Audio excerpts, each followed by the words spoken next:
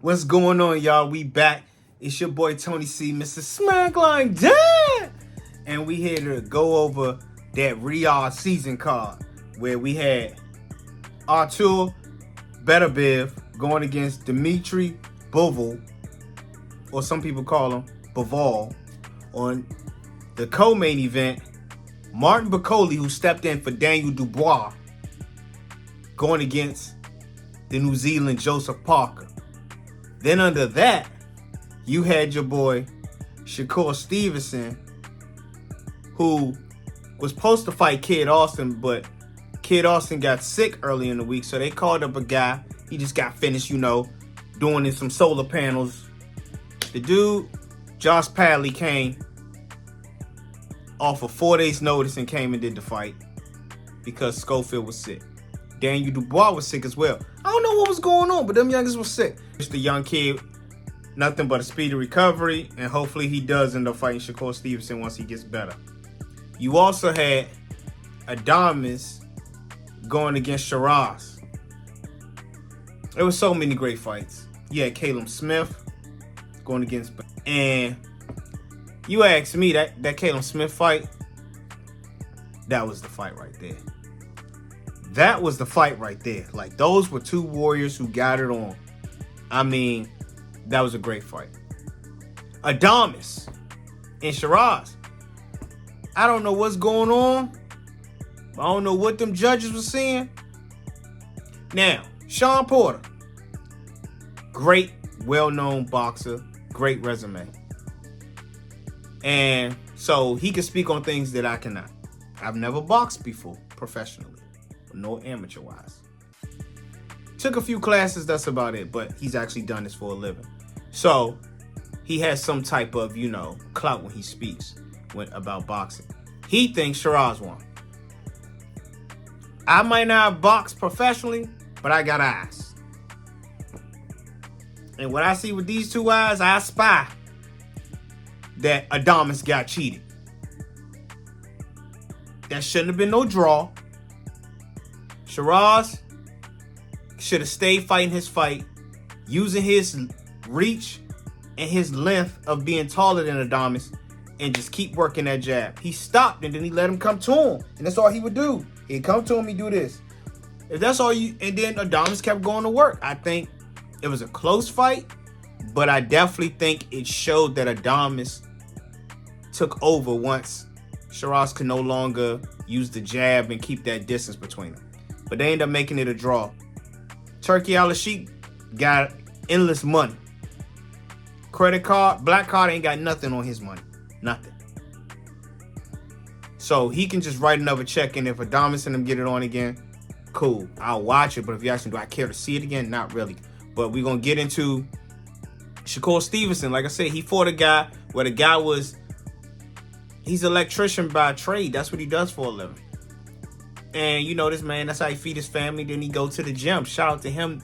He took the notice on 4 days. He said, I'm hopped on the plane, came over, gave some good work with Shakur Stevenson. But obviously, even if you train in here and there, if you're not really in the camp training for a fight, like against somebody like Shakur Stevenson, who is a champion in the lightweight division, the odds stacked against you already.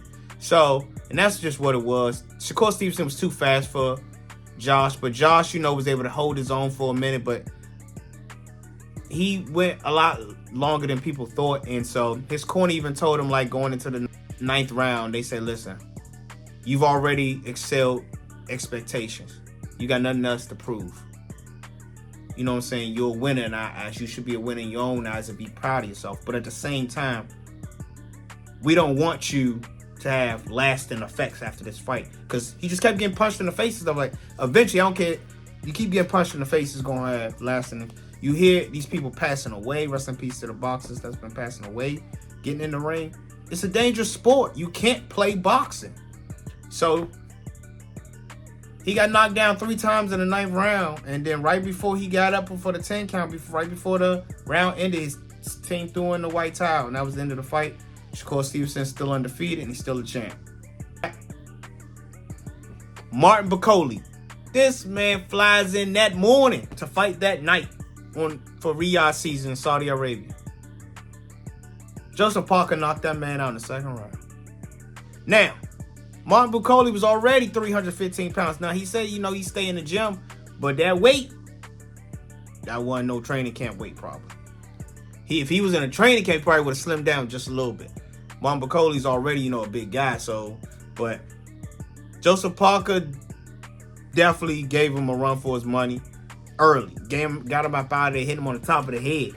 He hit Bakole in the second round. Bakole shook it off and kept fighting Joseph, but Bakole was just like a statue in the ring. Couldn't really move. And Joseph Parker was just able to give him one where Bakole went flat out like it was a movie or something, and he legs got to be like little chicken legs or something like that, and he just fell out. It's crazy. So Joseph Parker says he wants a world title fight against Usyk or Daniel Dubois. So I mean, why not? I said to Daniel Dubois, once Daniel Dubois gets better, because he was sick as well, hopefully that fight is still on and they make it happen. I don't know what's next for Usyk. I don't know who he's gonna fight next. Then we go on to the main event. The second time these two gladiators get in the ring. The first time Beterbiev won. Even though Eddie Hearn stole his guy, Demitry won. Beterbiev was the better man on the first one. But on the second one, Beterbiev didn't look like he did in the first one. People don't know if it was age. Not saying he was not good or garbage. Nah, he just didn't perform like on the same level to get the W again. Bivol won, but it was interesting how he won because he came out faster than he did the second time, the first fight. But when he came out, after a while, he slowed down and gave up maybe 1 or 2 rounds, it seemed like. He was just like, I thought he was injured. I literally thought he was injured. Like, he wasn't throwing the right for like 2 rounds. And then if he did throw it, he'd throw like maybe 2 or 3 and then stop again. So I don't know if he was preserving his energy. And he even said, I'm tired, but Beterbiev was tired too. So once I realized that, obviously he had to make sure he had some reserve in the tank for later rounds because he knew it was going to go to the cards. And that's exactly what he did. I think he did enough in the end to get the win like he did. That was a proper win. I don't think it was a robbery. I don't think, the judges got it wrong. I don't think it was a draw. I just think Demitry was the better guy Saturday night in Saudi Arabia. Beterbiev still put on a great performance. I just think his corner even said, hey, you got to really show something in round 12 to win this fight. And Beterbiev had a good round, 12th round. But I think Demitry did enough in those other rounds where he got that second win that was able to get him. His team even brought somebody in to massage and get his legs, keep him massaging his legs, something they didn't do in the first fight from what I'm told. The second one, they made sure they was massaging his legs during each round while he was sitting down on a stool, just getting him right so he can continue to have his legs and that strength behind him when he throw them punches. And he was really throwing them. He'd wait for Beterbiev throw, then he'd counter and throw his. He always was answering back, so they already said they're going to do the 3. Beterbiev don't really want to do a 3. He didn't want to do a rematch on the second one, but he did it. He said, so he'll do a 3. Now, Demitry saying, listen, I'm cool with doing 1, but I need some rest. My body got to heal. He was taking anti-inflammatories during the whole training camp, he was saying, for injuries that he had. So he wants his body to fully heal so he can.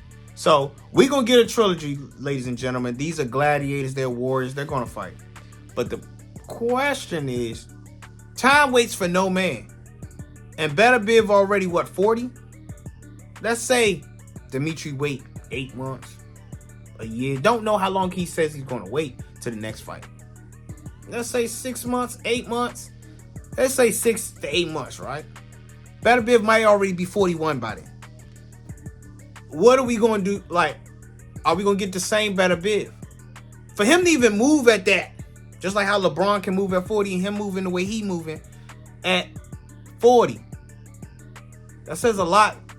You know what I'm saying? I'm hoping when I'm that age, I can still have the stamina and all that to, and just the body strength to do what Beterbiev. Have y'all seen this man's workouts? He ain't the average 40-year-old. Mind you, he was just undisputed champ 2 days ago. So, not sure what we're going to get next, but y'all know we got this weekend, March 1st, PBC, Amazon Prime. We got Gervonta Tank Davis from Baltimore going against no other than the DC's own Lamont the Reaper Roach Jr. And it's going down at the Barclays Center in Brooklyn, New York. Make sure y'all tune in. I know it ain't the fight that everybody wanted, but this man Roach ain't no slouch. I've been following his career for a while now. He ain't no slouch. Go look at his tapes. I understand he a weight class below Tank and he went up in weight to get this fight, but hey, it's a great opportunity and I think it's going to be a great fight. Love this one because it's for the culture. Me being from DC, I love this fight. I wish it was at the Capital One Arena, but it is what it is. I'm just glad they able to get it on, and we're going to see who the better man is at the end of March 1st. So make sure y'all tune into that. Make sure y'all follow me on all my socials at Smack Like That. Make sure y'all like, comment, subscribe, and hit that bell so y'all know every time that I drop something, all right? Keep that go smack mentality. Smack like that!